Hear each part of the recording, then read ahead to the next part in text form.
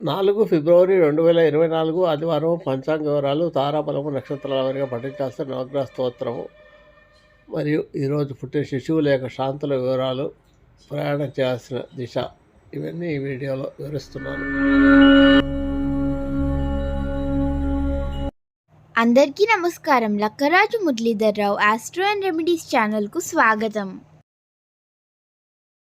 శ్రీ గురుభ్యో నమః. ఓం శ్రీ మహాగణాధిపతి నమః. అందరికీ నమస్కారం.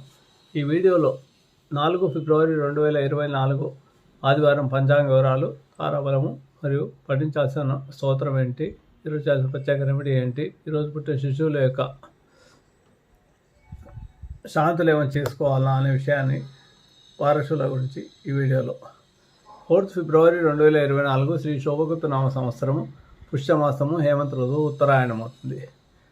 ఈరోజు సూర్యోదయం 6:37కి ప్రారంభమవుతుంది. సూర్యుడు 5:55కి అస్తమిస్తాడు. ఈరోజు బహుళ నవమి మధ్యాహ్నం 12:45 వరకు ఉంటుంది. నక్షత్రం అనురాధ నక్షత్రం రాత్రి అంటే తెల్లవారుజామున 3:49 వరకు ఉంటుంది. యోగము వృద్ధి, కరణము గరజి. ఈరోజు శుభ సమయాలు ఉదయం 7 నుంచి 9 వరకు ఉంటుంది. అలాగే రావుకాలము ఈ ఆదివారం సాయంత్రం 4:30 నుంచి 6 వరకు ఉంటుంది. అలాగే యమగండము మధ్యాహ్నం 12 నుంచి 1:30 వరకు ఉంటుంది. రాహుకాల సమయంలో ఇంకా రాహుగ్రహాన్ని జపం చేసుకుంటే మంచి ఫలితాలు లభిస్తాయి. అలాగే దుర్ముహూర్తము సాయంత్రం 4:25 నుంచి 5:13 వరకు ఉంటుంది. వర్జము ఈరోజు ఉదయం 7:14 నుంచి 8:52 వరకు ఉంటుంది. వర్జం ఆదివారం. అమృత గడియలు సాయంత్రం 5:03 నుంచి 6:41 వరకు ఉంటాయి. ఇవి ఈరోజు పంచాంగ వివరాలు. ఈరోజు నక్షత్రము అనురాధ నక్షత్రము ఆదివారం అయింది. ఆదివారం కాబట్టి సూర్యగ్రహానికి సంబంధించిన నవగ్రహ స్తోత్రము జపాకుస్మ సంకాశం కాశపేయం మహాద్యుత్యం తమోరిం సర్వపాపగ్నం తోసం దివాకరం అనే స్తోత్రాన్ని 27 సార్లు జపం చేసుకోవాలి. ఈరోజు ఆదివారం కాబట్టి ఆదిత్య పారాయణం అత్యధిక శుభ ఫలితాలు ఇస్తాయి.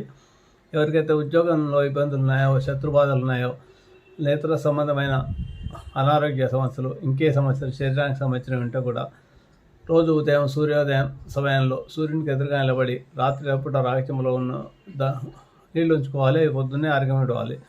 అర్ఘ్యం ఇచ్చే ముందు ఈ ఆదిత్య ఉదయ పారాయణం చేసి అర్ఘ్యం విడిస్తే మీకు నేత్ర సంబంధమైన రోగాలు, శత్రుబాధలు అన్నీ కూడా తగ్గుతాయి.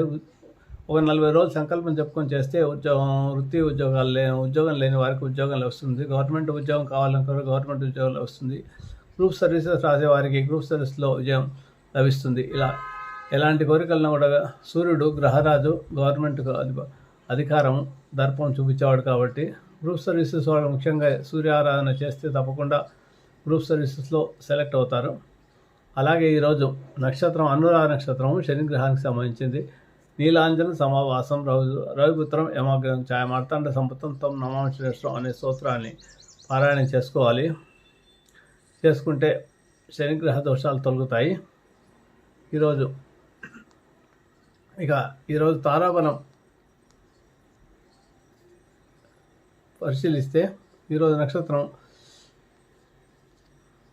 అనురాధ నక్షత్రం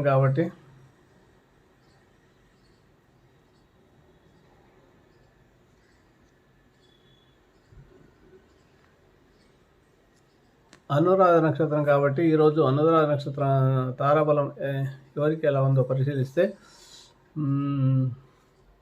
అశ్విని మఖామూల నక్షత్రాల వారికి ప్రత్యక్తార అవుతుంది, బాగాలేదు. భరణి పూర్వఫలని పూర్వాషాఢ నక్షత్రాలకు క్షమతార అవుతుంది కాబట్టి బాగుంది. ఈరోజు వాహన కొనుగోలు కానీ ఏవైనా పనులు చేసుకోవచ్చు ఈరోజు. అలాగే కృత్తిక ఉత్తరాఫలని ఉత్తరాషాఢ నక్షత్రాలకు విపత్తార అవుతుంది కాబట్టి బాగాలేదు. రోహిణి హస్తాశ్రవణ నక్షత్రాలకు సంపత్తార అవుతుంది కాబట్టి ధన విషయంలో ఏదైనా పనులు చేసుకోవచ్చు. మృగశిర చిత్త ధనిష్ట నక్షత్రాల వారికి జన్మతార అవుతుంది కాబట్టి ఈరోజు బాగాలేదు. ఆరుద్ర స్వాతి శతభిష నక్షత్రాలకు పరమైతే తారవుతుంది కాబట్టి బాగుంది. పునరుసు పుష్యమి పునరుసు విశాఖ పూర్వపాద నక్షత్రాలకు మిత్రతార అవుతుంది కాబట్టి ధన విషయం లేదని పనులు చేసుకోవచ్చు. పుష్యమి అనురాధ అలాగే ఉత్తరాపాద నక్షత్రాలకు నైదం తారవుతుంది కాబట్టి బాగాలేదు. ఈరోజు అశ్లేష జ్యేష్ఠ రేవతి నక్షత్రాలకు సాధన తారవుతుంది కాబట్టి ఈరోజు బాగుంది. ఇవి ఈరోజు ఉండే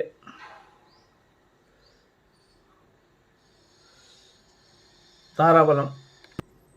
ఇక ఈరోజు అనురాధ నక్షత్రం కాబట్టి చంద్రబలం ఉండే రాశులు ఏంటంటే వృషభము, మిథునము మరియు కన్య, వృశ్చికము, మకర, కుంభాలకు చంద్రబలం బాగుంది. అలాగే చంద్రబలం బాగుంది కాబట్టి తారాబలం లేకపోయినా కూడా ఏవైనా పనులు చేసుకోవాలంటే చేసుకోవచ్చు. ఈరోజు ఆదివారం ఆదిత్య ఉదయపాలన అధిక శుభ్రత అంతవరకు అయితే ఉద్యోగం లేదో అలాంటి వారంతా కూడా 40 రోజుల పాటు సంకల్పం చెప్పుకొని చేస్తే ఉద్యోగ ప్రయత్నాల్లో విజయం లభిస్తుంది. ఇకపోతే ఈరోజు పుట్టిన శిశువుల అనురాధ నక్షత్రం వారి యొక్క ఈరోజు అనురాధ నక్షత్రం కాబట్టి అనురాధ నక్షత్రంలో జన్మించిన వారికి శని మహర్దశతో జీవితం ప్రారంభమవుతుంది. అనురాధ నక్షత్రంలో జన్మించిన ఏ పాదంలో జన్మించినా కూడా ఎలాంటి దోషం లేదు. ఈ పాదంలో జన్మించిన పురుషుడు సూర్యుడు పరదేశంలో